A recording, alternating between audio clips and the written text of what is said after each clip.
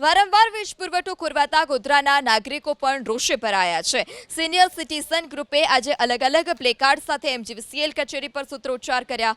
Senior સિટીઝનોનો આરોપ છે કે એ દિવસમાં અનેક વખત વીજળી ગુલ થઈ જાય છે। લો વોલ્ટેજની સમસ્યાને લીધે વીજ ઉપકરણોને પણ નુકસાન પહોંચી રહ્યું છે।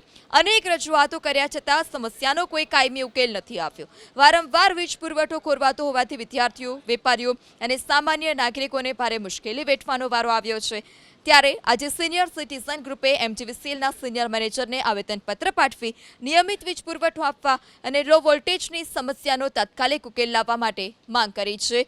આટલું જ નહીં, જો માંગ નહીં સંતોષાય તો ઉગ્ર આંદોલનની પણ ચીમકી ઉચ્ચારી। સિનિયર સિટીઝન ગ્રુપે આજે અલગ અલગ પ્લેકાર્ડ સાથે એમજીવીસીએલ કચેરી પર સૂત્રોચ્ચાર કર્યા। સિનિયર સિટીઝનોનો આરોપ છે કે એ દિવસમાં અનેક વખત વીજળી ગુલ થઈ જાય છે।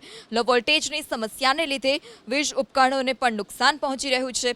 અનેક રજૂઆતો કર્યા છતાં સમસ્યાનો કોઈ કાયમી ઉકેલ નથી આવ્યો।